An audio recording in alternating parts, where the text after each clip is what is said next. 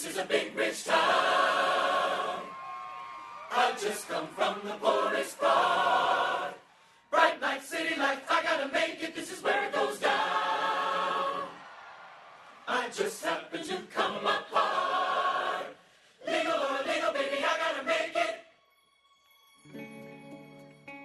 What's up, everybody? Welcome to another edition of Power After Hours, your favorite power podcast. I'm your host, Jeff J. Joining me via Google Hangouts from the great state of Georgia, residing in a suburb of Atlanta I cannot mention because the feds are listening. The cooking connoisseur, the Sultan of the spatula. Yes. Chrissy Bree, what up? What's good? That was like a killer intro. Like, I'm going to hire you to do like all my stuff from here on out. And when she says hire, she does not mean for free. And if she did, I don't. We are here to review season 6, episode 2. Whose side are you on? You just said what I was thinking. You just said what I was thinking because this episode, or in other words, I call this episode, everybody know Tommy alive but Ghost. Oh my God, I can't. Because literally everybody knew but him. And so when he found out, everybody was like, yeah, you ain't know? It's like, yo, he been in the crib the whole episode. Where you been at? Everybody knew, bruh. Like, everyone. Right. So we could go into Ghost's whole episode of struggle. This was really like a whole episode of struggle for Ghost because first, he blew himself up to Mitic and the Serbs, let them know like, hey, you know, I was the one who killed Tommy. And he's basically getting extorted $100K every 2 weeks because he quote unquote killed Tommy. So that was the first L. He got extorted twice in this episode. He got extorted for $100K from Mitic, and then Tasha extorted him because by this point, it's like, yo, you can't even front no more. Whatever she said you did that shit. Yeah. You killed Terry. So now he has to pay her to keep her quiet. Like, yo, it's nuts. It's nuts how much of a fall he took this episode. I feel like he's overdue for one, though. You know what I mean? Like, I feel like we've watched this show for years now. We've seen Ghost kind of skate away many, many times when we felt like it was time for his due. So to now see him kind of taking that fall, so to speak, like, it's about time. And I honestly don't even think that he's fallen enough. If you really want to go into it, like, he deserves so much more. Right. Yeah. And that's the thing is I feel like this season is going to be karma slapping everybody upside the head at some point. And this is for the karma that's been present this entire series, to be honest. Like all the chickens, all the farm animals are coming home to roost for them. But there was multiple instances, right? So the first thing, like we said before with the Serbs, where Ghost doesn't know that Tommy is alive and it's to his detriment, right? So the first time is with Mitic, and the ill thing about Jason is he's actually playing both sides. Yeah, he is. So smartly. Right. He has Ghost thinking that Tommy's dead and has him paying him money so that he keeps him alive. So a penalty for killing his distro, right? A penalty for killing his distro. Then at the same token, when Tommy is finally ready to take that shot, he scoops him up like, nah, you making it too, literally, don't make it hot. You making it hot. So now I'll give you the protection.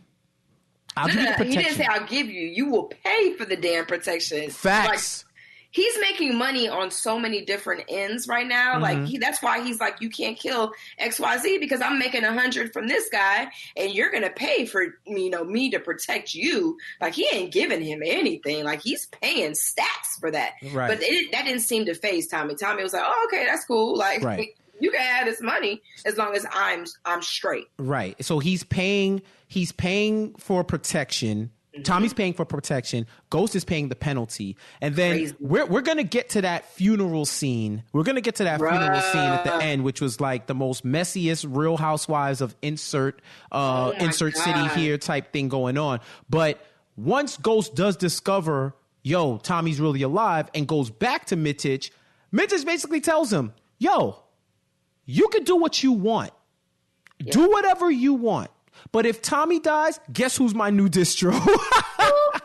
And as much as your ass don't want to be in the game no more, so you kill him, you're going to be working for me. Like, and what I love about Mitic is like nobody is, like everyone is shook when it comes to him. Like you're not going to cross him because you know that'll be the end of your time. Right. So it's like you really have to do what he's telling you to do. And Ghost knows that. And you know, that kind of comes back to the working theory that I had in terms of whether or not Tommy and Ghost are going to have their one last unholy alliance to take Jason down.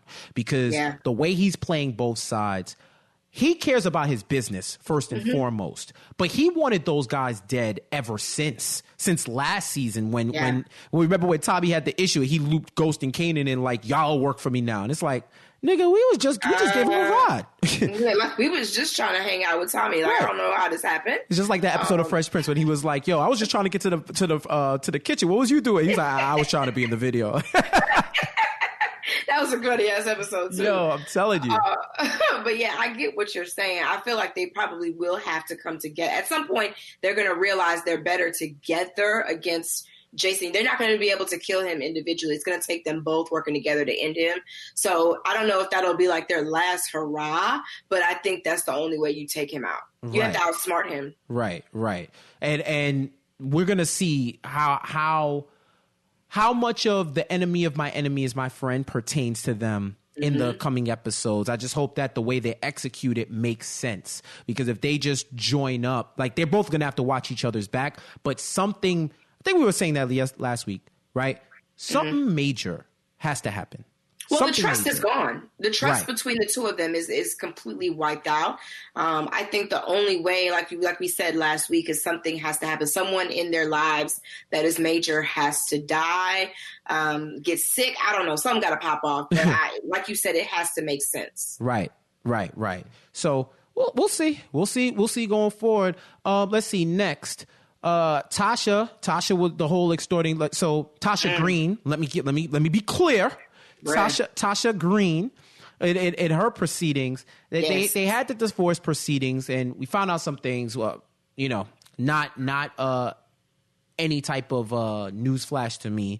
Ghost has been hiding money. She found an accountant, right? You know, he had all this $1,000, $100,000 a week, and you not in the drug game. That money's somewhere. Yeah. So he's hiding money, and basically, Tasha's asked out of this divorce hearing because they signed a prenup, and it said she can't get nothing if she leaves, and she knows that. That's why she approaches him after it, like, yo, break it up for the kids. And he's like, well, the kids are gonna get the money, like, you don't need anything. And that goes back to what her mom was saying last week when she was like, yo, you got no man, you got no this, you got no that, what's good? You know what I'm saying? She didn't set herself up the right way from the very beginning. I feel like she had her game plan was smarter. I can't remember what season that was. It was like maybe season 3 or 4. She had a better plan, but it was never something that I felt like Tasha was ever going to go through with. Like, she still is always going to need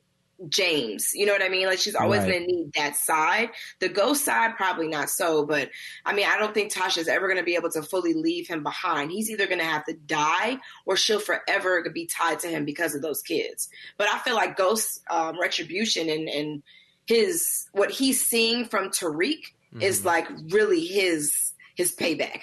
Like, you're seeing, and that boy is mad. He's angry. He would want nothing more than to see his father almost dead at this point. So I think that is he's watching everything he worked so hard to make happen for his kids fall apart with Tariq. Right. And even talking about Tariq, right? Like, he goes and tells him about Tommy. He's trying to do the right thing. He's trying to finally be upfront. Only thing he doesn't know is Tariq knows Tommy's alive, and he says that he killed him last night. So 2 + 2 is equaling avocado right now. And Tariq is like, yo, all right. He just acts like it doesn't affect him, calls up Tommy like, yo, he wants to know, like, was you aiming for him? And let's lets Tommy know, like, yo, if you gonna take a shot at my dad, you let me know first. You give me the heads up. Like, don't go after that. And that's, you think about it, he's thinking so, his logic is very pragmatic when it comes to this drug game and when it comes to dealing and coping with the family that he's in, because he already knows what time it is. He doesn't really love his father like that anymore. He has love for his Uncle Tommy, but at the same time, the game is literally the game. So he's just going about it. He's slowly morphing into right. Yeah. Yeah, he's turning into Kanan. That's the one thing I will say that he took from Kanan is he learned not to put emotions into it. Really, he kind of is just numb to all of the my parents, and like for him, it's really just the drug game. Like, this is what I got to do to make X meet Y, Z, and I'm gonna do what I got to do to make my money, to keep my people running how it needs to run. Like, Tariq is actually kind of smart in that way. He's a mini Kanan, but at some point, you gotta realize he's still a kid. He's still a kid. He might be a kid, but he's very precocious. You heard that 30-second elevator speech or speech, or why Effie, a new character introduced, who gives him the classic "you messing it up for the rest of us black folk in this like white four school." Of us. Right, you messing it up. You doing exactly what they think we gonna do in here. And he gave her an elevator speech that, if you've been a broke college kid and you heard that speech, you on the fence. Yeah. You big on the fence. 101, bruh. It was literally, it was like, when he was talking, I was like, damn, should I take the job? Like, I was triggered. I had to think about it. I had to sit back on my own shit. Like, wait a minute. Like, it was a good ass speech. Right. I was like, that makes some goddamn sense, Tariq. Like, I almost wanted to stand up and applaud. Like, it was literally recruitment 101. Like, if you've ever dealt with like B2B salesmen, like that's what that was. I mean, he's hit her on all of the points to the point where there's no way she can say no. It made sense. Yo, Tariq did better than vector marketing and all those multi-level marketing, prepaid legal. You got to get with Tariq, because Tariq actually shows results and you could actually see what he in your account. It was wild how he was like, you on here, you not rich. Because when he was like, yo, we're all rich anyway, so who cares? I'm just getting more money. He was like, wait, you're here on a scholarship. You work at the bookstore for money. You got old shoes on. Your laptop going to make it this semester? Get with me. Like, so what? Right. I was like, girl, is she gonna make it? Your pride is showing, because we all know when you work in the bookstore, especially dealing with everybody trying to finesse books at the bookstore, that's a struggle. But I get her, like, you trying to just make ends meet and do what you do, study and get it. But he was just like, yo, you trying to make real money? Holla at me. Like, if you that smart, because she basically telling him, like, the dude that you got as your front man can't hold water in a bucket, and y'all gonna get popped sooner or later. So he's like, okay, well, if you could do better and you want to make some money, holla at me. You know where the room is. And sure enough, she pulled up. She had a long, hard talk with herself and was like, yo, you know what?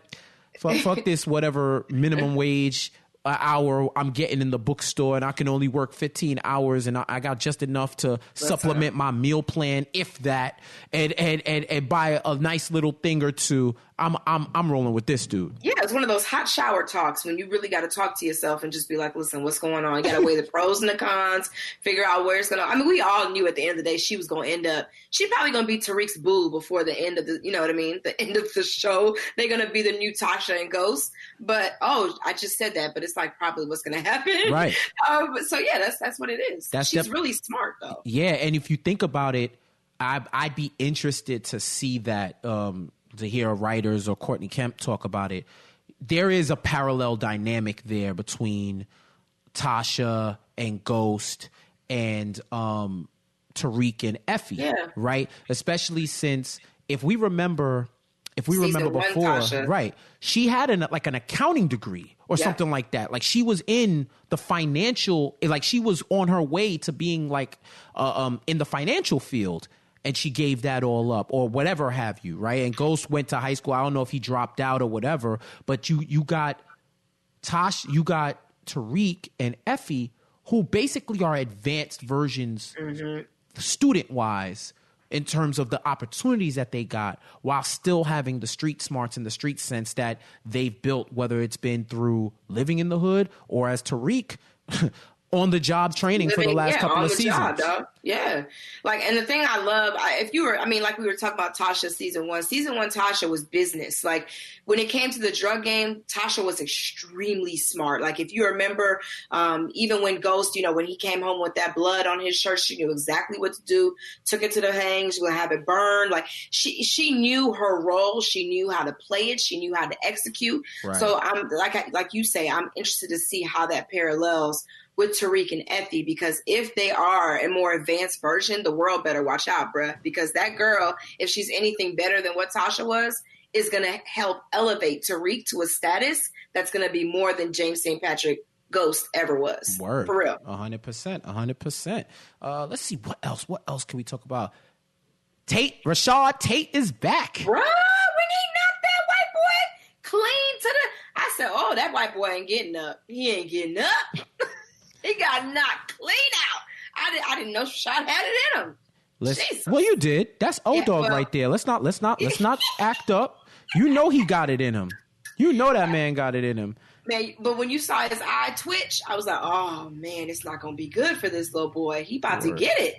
That's just like when your parents, when you say something wild and your parents just get quiet. Yeah, it's just like, oh man, scared. That's the literal calm before the storm. And shout out to Ari Butler. That's the dude who plays Derek Haynes, the staffer that got punched. He retweeted the account Power After Hours yesterday, retweeted us on Twitter because we tweeted out like how we said how Tate beat up his staff member and tell him he's working late tonight. Politics in Queens is different. So yeah, so it's shout out to him. I love it when the actors like who have like the smaller roles, they're really interactive. They're on the hashtag. So like shout out to him. Holly was really good. Oh with yeah, that. Shout out to Lucy Walters. Yeah, she's a gem, for real. She still like is in the game. She'll still retweet stuff. Like I loved her, man. Her role was awesome. I hate that they got rid of her, but she was dope as Tommy's second hand. She was the OG hate to love. Yeah, but when he said, I know too much about you, I was like, oh, don't. You're talking too much. So it's like, don't talk so much. So Tate is basically fed up with Ghost at this point. He's been fed up, but like he's big fed up with him now. Because that's his whole thing is like, yo, I need the financial backing. I need this spot for the Queen's Child Project. I need to have a tie to the hood in order to legitimize myself. But this is governor talk now. Like, I'm trying to be the governor. I'm not trying to have you mess up my thing. So you got to chill. You got to let me know what's going on. All of that, right? And of course, we got Will Robertson from the hood who basically like, yo, this dude is a corner boy. You a fraud. Why should we care? I ain't had a job, blah, blah, blah, blah. And Ghost, he ghosts it up and tells him like, I want an opportunity, blah, blah, blah. But, Tate didn't want that because the minute he said we wrote the speech together, you're already implicated. Like there's no way you could say you can separate yourself from Ghost. But you already see Tate is moving a different way. Before he snuffed his staffer, he told him like, yo, he got Will Robertson on the payroll to dig up dirt on Ghost and figure out what the hell he's really into so that he can use it as leverage and possibly get him out of there. So I don't know. I kind of like this turn because for at least a season and change, we've all been speculating what is his true form? Who is he really? What is he hiding? What do we not see? Because there's always something. There's always something for sure. So I don't know, but I kind of liked it. It was funny, like really, like, yo, it punched him in the stomach, told him like we doing stuff differently, and you working late tonight. So still don't wait up, but you wake it up. We're working late tonight. Like he pulled a Luther. The way he put his jacket on, I was like, ooh, if you've ever watched Luther on BBC, it was like, oh, Lord. When he puts that jacket on, be careful. Right. Yeah, I'm interested to see because there's so many moving pieces in this season. I'm just interested to see where this is going with Tate because it's like, I feel like that storyline could go on for a lot longer, but we only have this season. So I'm just wondering where it's going to go at this point. What is the end game with his character? Right. Then you got this Tommy, Keisha, Tasha dynamic. Where Tommy's still working with Tasha, And Keisha is at the point where she doesn't want him even dealing with anybody St. Patrick related, which, you know what? I can't blame her because they did run money. They did run dirty money into her salon, almost got her shut down. She was put in the middle of Tariq killing Ray Ray. She's been put in the middle of a lot of stuff. So I understand why she wants to cease communication, especially since, Tasha was using her. Tasha was using her. Tasha was not her friend. Let's be real. Yeah. I mean, she was until she wasn't. I'll say that. It was a convenient ass friendship. Like, right. I don't feel like any friend that you can actually use, they're not your friend. Like, she was using her for a purpose.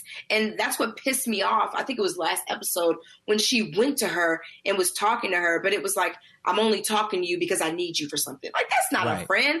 Like, that's a convenient ass relationship. And I feel like Keisha was giving way more than what Tasha was giving. So it wasn't equally yoked, I guess you could say. Right.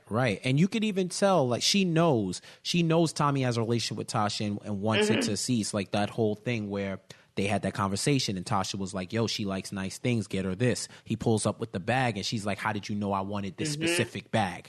And it's like that was like a rookie move by Tommy. It's like, yo, you don't get the specific ass bag without even asking her. Like, you don't ever talk about, I've never heard him mention the word Chanel or Gucci or Louis or anything like in the entire history of the show. So fam, where you got that intel from? Like, you think like once you was like, yo, how did you know? I was like, oh, caught him in a lie. Got him. Caught him in a lie. Yeah, I think the thing about Keisha, though, that I think I'm starting to get from her is she's starting to realize what it takes to really be down. Like, to really be that bitch that Tasha was for Ghost in the beginning. She's starting to see what it takes. And I think at some point she's going to be so deep in that she's going to need Tasha. Right. She's going to need her to be the friend and to help her center herself to where she doesn't get lost in the game. So I think they'll come back together eventually because she really does need Tasha because she's just learning how to be his girl, how to be down. To be with Tommy, you really have to want to be a part of his life.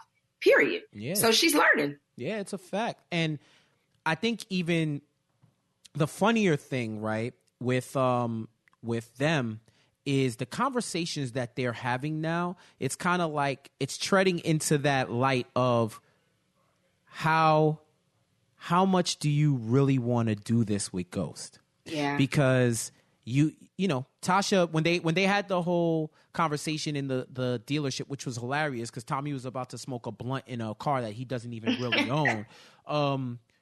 They were talking about here. Right. And they're talking about the divorce proceedings, and she's basically intimating that, yo, if he dies, I'm still his beneficiary. So I could get all the money. And, you know, even Tommy's like, whoa, what are we talking about here? You know what I'm saying? Like, how do we get here? Like, Tasha, you want to say something? You saying something? I don't know. But what about the kids? Right. He's like, wait, you was telling me about the kids last week, and now it's like it's all good. You know what I'm saying? So yeah, it's thinking about that and seeing how those relationships are gonna play out going forward. I'm really interested, really interested to see how that goes. Let's see, what else? You know what I like? I like Paz getting a good spotlight. Yeah, it's good to see her get some shine. She's always been, you know, Angela has always kind of been the star when it comes to her and Paz's scene. So to see her get a little bit of shine, talking to Tasha, what got me, I almost even teared up a little bit when she was sitting at the funeral home and she tells, you know, she puts the phone in the casket and she says, your secrets will die with you. Right. That was really sad. And, you know, when they presented her with the flag, those moments, you know, those are incredibly emotional moments when that is your family. So for her to have that shine and her emotion was real, like I felt it. She's a great actress, and I hate that she didn't get more time, but I get it, of course. Right. But yeah, those scenes were deep, man. I loved having her on the show this season. Since we don't get Angela, it's good to see another side. She's learning who the real Angela was. Just because she's your sister doesn't mean you necessarily know who she is as a person, and I think she's starting to see that. And on top of that, having her on the show is like having Angela. We have the embodiment of what Angela wanted to be. Yeah. So you were living that through Paz. And it just makes it ill that with that, we start to see her, like you said, figure out that everything wasn't black or white with her sister. It was a lot of shades of gray, a lot of murky, grainy shades of gray. And you can even see her at times realizing why Angela might have did what she did. Because you think about it, after all of that stuff, they froze her benefits. Just because they were still looking to see if she was dirty, which meant if you didn't unlock the benefits, she's not paying for the funeral. She wouldn't be able to pay for anything. And when she found the burner and connected and found out that it wasn't Jamie, it was Tasha, you could see she's starting to learn more about why that relationship dynamic, how it developed, and why after everything, Angela was still down to be a part of that. Right? Like, even Tasha keeping it real with her, saying, you know, yeah, she took a part of my life. Like, yeah, she ruined certain things, but she also helped me too. So I did not want to see her die. But at the same time, like, you got to work with me. And if you don't, and you turn this phone in and you call them, you ain't getting nothing. And it implicates her. Like, you're not getting anything. And her name is officially sullied, which is why I think she was asking her, you know, in the morgue, whose side are you on? Yeah. Like, what side are you on? And I think she's starting to discover that's a more complicated question than anybody wants to even consider. It's not a basic question, not when you're dealing with all the moving pieces in the show. And, you know, her final words on that phone were thank you. And she sent that to Tasha. Just let her know, you know, you paying for the funeral right now with me not having access to anything. Right. For Angela, that means so much to me. And that's part of why she's going to hold that secret, I think. And I also think Paz deep down knows Jamie didn't do it. Mm-hmm. I think she knows that Jamie did love Angela. Yes, you know, Angela would likely be alive if it wasn't for Jamie coming into her life. Oh, 100%. You know, but at the same time, your sister loved this man. Everything she did was because she loved this man. Right. So I think deep down she knows Jamie didn't do it, but it literally made my stomach turn when Tommy walked up to her at the funeral and hugged her as if he wasn't the one who ended her sister's life. Like, man. Yeah, we gonna talk about that in 1 second. Actually, we could talk about it now. Like, that whole funeral scene was messy as hell. Like, I love seeing the convergence of all the different parts of Angela's life in the series all coming together in that one spot. You had the dude Tampio back from Washington, basically roasting them like, yo, you don't know anything. Y'all don't know anything going on in your office, apparently. And the main thing, like, telling them, yo, you know, we got Dre.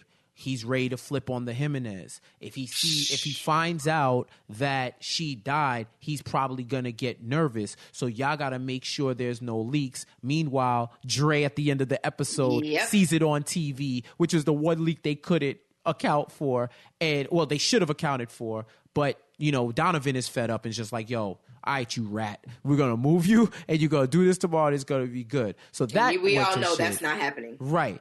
Then Saxe sees Tamika at the funeral, which I love. Can I just say I love Tamika? Like, she is like that black chick that just be like, I'm gonna put on this face for work, but I really just don't fuck with y'all. Okay, like that is like every person that I know. Like, right. She was sitting there talking, and she was like, Saxe, like, the faces she was making, I could not deal with her. It's a black woman fed up. She just so fed up. Like, I'm going to be here for work purposes, but please, no, I do not fuck with y'all off of business hours, okay? Word. Like, I was with her on that. Like, I felt that. That scene was literally everybody out for themselves. And I text that to you. Like, everyone is out for themselves. Tasha's not there because she loves ghosts. She there for herself. You know what I mean? Saxe is not there because I don't think Saxe really cares what happened. He just wants to solve it so he can save his damn job. Right. Like, there's so many moving pieces, but at the end of it, everyone is in it for themselves. It's sad. I loved how Tamika was like, yeah, man, I'm in the private sector now. I'm getting this private money. You may want to get here too, because once this thing goes left, because everything in the history of this thing, if this office has gone left since I've been here. So once it goes left, you're going to want to dip too. I'm just letting you know That's some friendly advice. And this idiot, I'm the head of the task force. For how long, Saxe? For how long? Yo, I thought it was hilarious when Ghost rolls up with Tasha and Tate at the funeral, and Saxe is like, the ball's on this guy. He's OJ. So I'm laughing to myself because I'm like, well, if he's OJ, that kind of makes you Mark Fuhrman. Yes. And then he was like, I wish Mark was here to see this. Yo, like, word.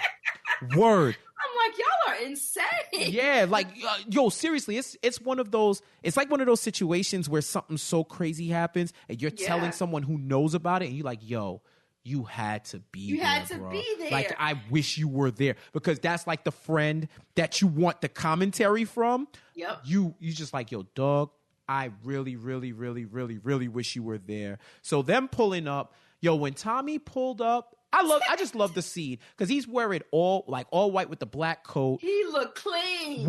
And we forget, Paz doesn't know anything about what Tommy does. No. All she knew was that he was one of the kids from the hood. And he was like, yo, Paz, what's up? You remember me from the hood? Like, yo, anything you need, I'm there. And then walks away and stares, head nods Angela, looks at Ghost like, yeah, motherfucker, I'm alive. And, the line of the night. Tasha, did you know Tommy was alive? Yep. Yo, I was screaming. I was like, yo, this is nuts. And everybody there was like, yo, everybody is here.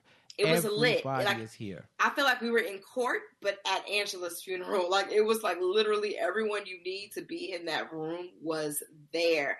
So I mean, literally, I love the commentary from Saxe.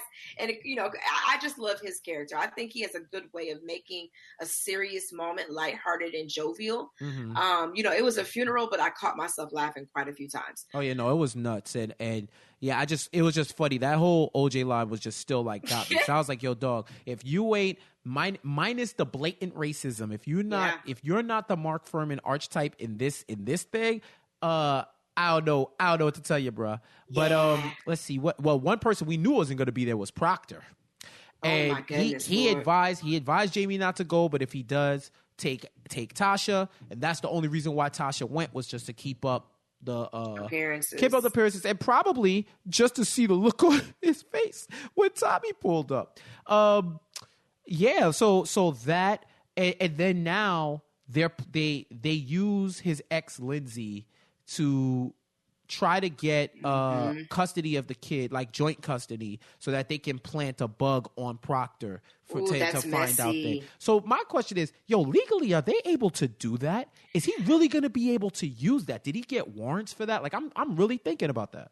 I'm torn about that because not only did they get a bug in the house, they put it on the daughter's items. So I don't know if it's going to be admissible. I wonder if they're just using it to try to have a window into how deep Proctor is in so that they can use it as leverage later on. Right. So to get him to flip, potentially on Jamie or Tommy, but what they don't know is that Proctor actually has more dirt on Tommy than anybody else. Right. So and he's just been ready. He's been ready to drop this dirt for like ages. It's hilarious at this point. It's hilarious how much he's been ready and willing to drop all of this tea, if you will. Yeah. And I mean, some of it implicates him, but at the end of the day, he has the bigger picture with it. He's like, listen, this only happened. Like, literally, Tommy killed a dude in his kitchen. Like, I'm still can't believe that we have not figured this out. This has not been solved yet. Like, it was clean that good that nobody can figure out that this man was killed there? Like, right. But here's the other thing, right? The only thing he could do is use it for leverage, because let's say he's talking with Ghost and they hear something because of a client, attorney-client privilege, they can't use it. Right. Once it's under attorney-client privilege, it's inadmissible because you weren't supposed to hear it. He could confess to every murder, unsolved case in the history of the U.S. You can't use it. You got to try to catch him another way, because if you use anything that you got from that recording, it's a wrap. That's just the way. That's just the way the law goes. I think it's definitely for leverage. I think it's more so to use what they get for him to flip on anybody else that he's associated with. Right. But also, he knows it's messy when he does find out that they had a leak. It's messy for him in terms of his daughter. Like, it's just all a big pile of shit that they're gonna have to sort out. But Proctor, he's a bigger piece in this puzzle than people care to know or think about, because he could end all of this. Literally end it all. Right, 100%. Yeah, so that was pretty much it. Those are like the highlights of the show. Like, love to see where it goes from there. Some of the notes, some of the additional notes I got. Who knew 2-Bit was a genius? Bruh.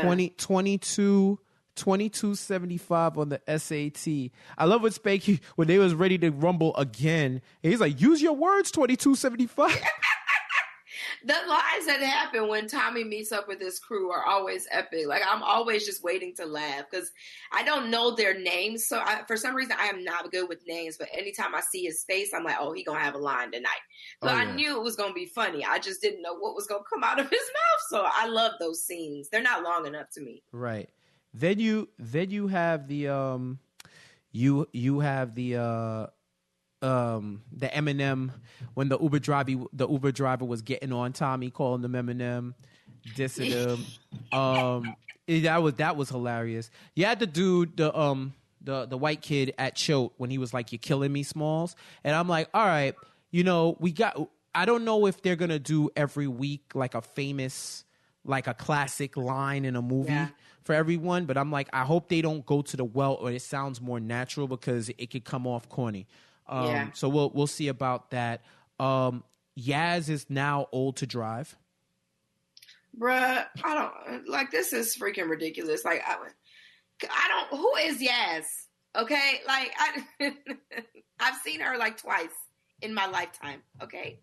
Twice. Yo, I let me check this poll down, because I was like, yo, we need to know the answers, right? So we polled out, shout out to the Power After Hours fam. I think I put this poll up. Let me see. I had put a poll up. I said, who had the bigger time jump in age? Yaz from Power or Little Nicky from Fresh Prince?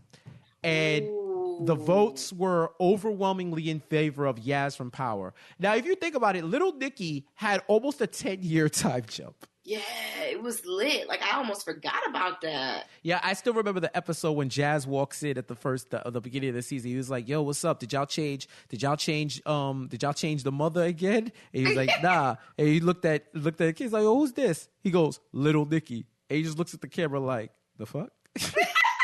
I love how that's the one thing that I loved about Fresh Prince, is that they told the joke that way. Like, it was like everybody was thinking, but they worked it into the dialogue. That was always dope to me. They did that numerous times. Like, so, especially with like world issues, they would always bring something into it. So I always thought that was dope. Right. 100%. I love that damn show.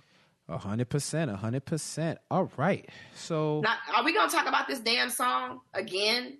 Oh, we can get to it. Let's see. Well, let's see. Let me see if there's anything else. Any other notes? Yo, Ghost was shading the shit out of Tasha. Yo, Ghost was shading the shit when she said, "Yo," I had to watch it twice. When she walked into the penthouse and he said, "Tasha, I took you off the list. How'd you get up here?" What? Don't come back to my house. What? Like, even when he was like, I was doing something, he was like, "I'm doing it for the kids." He was like, was doing Angela for the kids. And he's like, "Yo, you still on that old shit? You still on that shit? She's dead, yo. Like, can we move on? Like, Word. Why you keep bringing up old shit, Tasha?" Word. Yo, she's a bitter mess. because she in that apartment. She mad bitter. Bruh, Ghost is on a rampage right now. Like, it's like I have to say, like, it's wild, the type of stuff that he got going down right now. Like, I'm just like, yo, fam, he is like pulling up from the logo right now in terms of the type of shit that he's saying. But I don't know. I do not know. All right, yeah.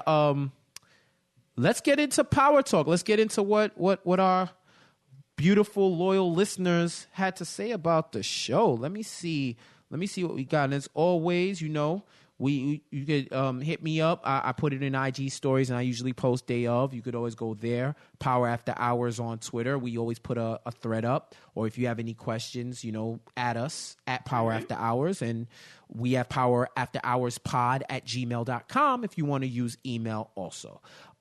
First off, is shout out Chantel Lowe. She's been a loyal supporter, and when we worked together, one of the reasons why anytime we didn't put this up on time, I would avoid her desk because she would be looking for me. She'd put out the hit, you know what I'm saying? But it was motivation. It's cool. It's all right. Okay. So let's see her quick points on this week's episode. I like Tariq's new friend, Keisha, eye roll, Tate, surprised emoji. Ghost has never been more whack. Listen, that song at the funeral had me on the verge, and I don't even like the song at Angela's funeral had me on the verge, and I don't even like Angela, and she definitely bleeped it out for fear of spoilers. So salute to you. And Tasha's yep. I think the Tasha's yep is like classic. It was classic. It's classic power, and it's just classic TV. Like it wasn't just the yep. It was her face when she said she had this smile on her face that was like, "Fuck you, Ghost." Like, yeah, I knew, and what? We all, she should have said, yep, we all knew. Yeah. That would have really pissed his ass off. He was sick. Everyone knew. He was sick. He was hot because he can't do nothing. Word, 100%. Let's see. That dude Diggs. Do you think Tariq found his Tasha and Effie or possibly his Tommy? That's a good question. Ooh, that's actually good, but I think it's more Tasha. I think it's more Tasha, especially if they evolve to having like an actual romantic relationship. I think it's more Tasha. But if they just keep it platonic, which I'd be shocked, right? She's a dope distro. Right. Like, maybe she could be the less impulsive, more cerebral version of Tommy to Tariq's Ghost. Yeah, less or because I even think Tariq isn't just the Ghost in the story. I think he's a combination of Ghost, Tommy, and Kanan. I think he's taken the best parts of them and made it his own. You know what I'm saying? So, I think Tariq is what Kanan wanted Sean to be. Oh, 100%. 100%. Yeah.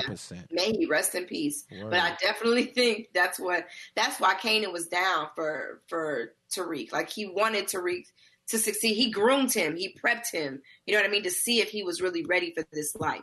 And I think Tariq has proven 10 times over that he's good. You know what I mean? Well, at least, for now, he's on that path. And can I say, I definitely got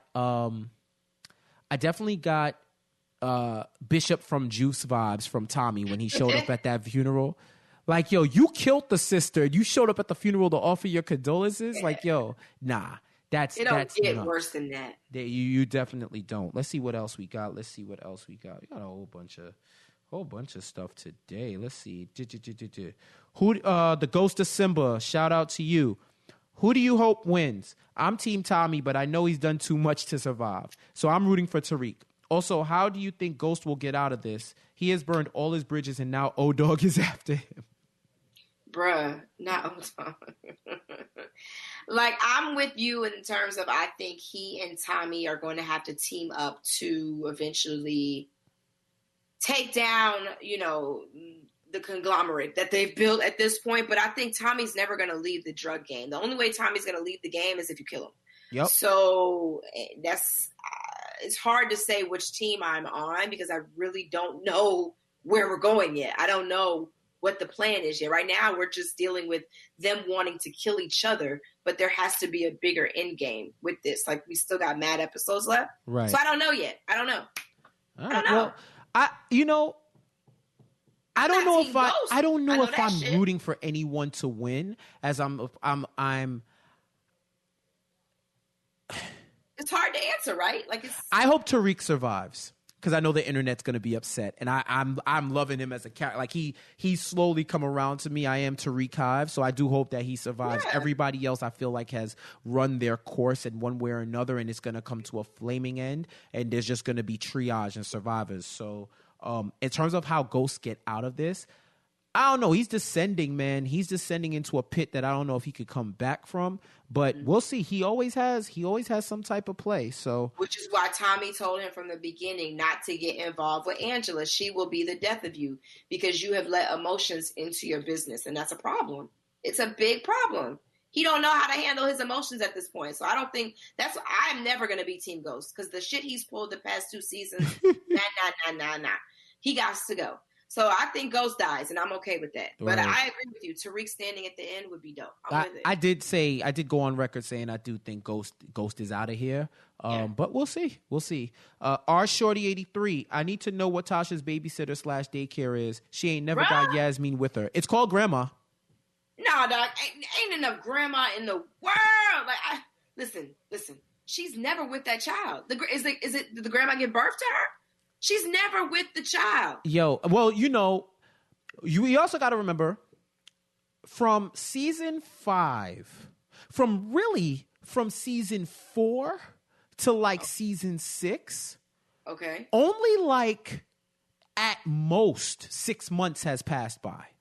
Right. At most 6 months has passed by, because I want to say season 5 happened in like a month real time. Right.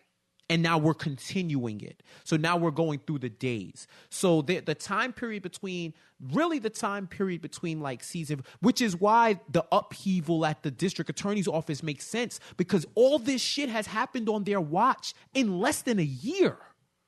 Yeah, that's true. So given that time frame, she hasn't been with the grandmother that long, but she's definitely been with the grandmother. Do you still have custody of that kid months so long, right? Should we call CPS? Like, bitch, where you at? So, like, and then they walking into this apartment, and at first I was like, damn, what, are they living in poor conditions? And then they walk further in, and I'm like, I see the city skyline. I'm like, let me find out. Like, the kitchen wasn't up to par, but that place was still nice. Yeah, but I mean, but it's a definitely far cry from where she was. Right. It ain't the penthouse, but it'll do. I think it will do. That seems to be it. That's it for a Power Talk segment. Thank y'all for sending in all your questions. Before we get out of here, we are on Big Rich Town watch. So God. Currently, the current update. So it's hilarious. The memes and the responses. Check out all our social. We've been posting them up. But it's been hilarious. It's been Twitter. Right. It's been nothing short of hilarious. And 50 Cent has leaned into it. Like I said, even if it was unintended, he knows how to get people talking about power and keep something going. And the shit is all jokes. So apparently, apparently he's directing episode 3. Oh, great. That's his directorial debut on Power, right? And he's directing that episode, and he said he's going to go back to the original song. He said, yo, we cool now. I'm gonna go back. Sheesh. I'm gonna go back to the original song. Now, I don't put trolling beyond 50.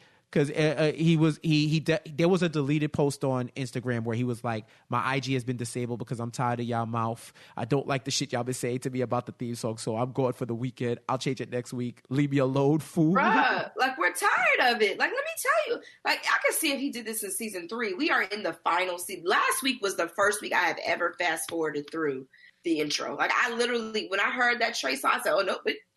And I literally hit the button. What in the gentrify? Like, get this off my screen. Listen, like, I ain't gonna front.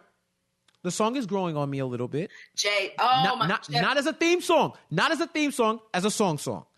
Like, it's bad when I called you Jay. I completely... Yo, you forgot you forgot the F. You forgot the F.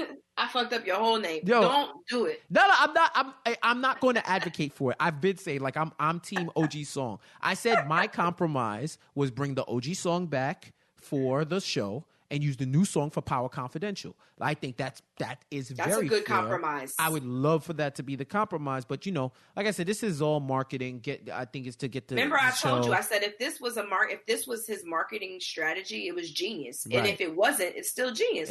Like, even Trey Songz is fed up with us. Right. Get out my damn inbox. Like, he's like, just leave me alone. I get it. Y'all don't like the song, but listen, I still got these coins though. But I don't think it's not even so much that people don't like the song. They don't like the song for power. For like the theme it's not. Song. This show is not supposed to be no. Trey Songz is not ready for this level of TV. Put Joe back so I can feel the anger. You know what I mean? Jess Hilarious said that you need somebody struggling. She's like, Joe's struggling. She's like, you need a voice deep like mine. I need somebody that's been through something, not somebody that just had a baby and is all happy and shit. Yeah. I'd be happy too if I was singing the Power theme song, but you got, I need some struggle, though. Hey, you tried it. You literally tried it. I think the song is cool for what it is. I think it should change back. So we will see. And I'm gonna love hearing him on Power Confidential because it'll be criminal if they don't bring it up. And I'd like to think that he finally caved after the threat of someone. I posted it on my IG where somebody said, if you don't change the song back, we're gonna tell Jacquees to remix Many Men. Yo. Fab, I ain't laughed that hard in a long time because I got fed up. I just thought about Jacquees singing the hook, and I got fed up. Yes, you have to. It's a terrorist threat. You know what? Black Twitter will make it happen. Like, that's verbal violence. That's a terrorist threat. Test us. 50 know what's up. He know he better put that song back on. Let me tell you, if I hear an even inch of Trey's songs on Sunday, I promise you, I'm changing my Twitter handle back to Chrissy Bree because I'm going in. I'm going in. Oh man, yeah. So that's really it. Shout out to Leela Lauren for getting a role on Altered Carbon season 2 on Netflix. Oh, dope shit. If y'all watch the show, I like the first season. The show is pretty tight, but that's like that's a great look post Power for her. Yeah. She's gonna be doing something completely different. So I think that's and I think she's like one of the prominent like stars on the show for season 2. So that's gonna be pretty dope. So shout out to her for that. I think that's pretty much it. Do you have anything else, Miss Chrissy Bree? Nah, man, I said what I had to say. 50, don't make me go back to Chrissy Bree, dog. Don't do it. I enjoy my kitchen, yo. Yo, Fifth, if Jacquees... Fam. If we hear Jacquees on fucking Many Men, I will never forgive you. I'll die, yo. Please. I will never forgive you. Don't let it happen, please. Please. That does it for us. Another episode of Power After Hours in the books. Thank you so much for listening. As always, use the hashtag Power After Hours when talking or discussing the show on all social media. Our @ is Power After Hours on Twitter. You can find me at Jeff J Says on all social media. Chrissy, where can they find you? You can find me at Chrissy Bree on Instagram, and on Twitter, I am at Chrissy's_kitchen. And those are all K's, killer K's. You already know what it is. Hey. You already know how we do. Let's do it. Yeah. So thank you for bearing with us. Memorial Day. I always call Labor Day weekend Memorial Day. I always call Labor Day weekend. I know we were all struggling to get back today, so y'all getting this a little bit later, but it's still going to be greater. So thank you for that. And until next time, we'll catch you later. Peace. I want you to sing it with me. They say this is a big rich town. Yeah. I just come from the poorest part. White light, city light, I gotta make it. This is where it goes. Yeah. I just have to know. Wait a minute. They say this is a big rich. Say what? I just come from bright light, city light. This is where it goes down. Yeah. I just have to know. Legal, baby. I gotta make it. Southside.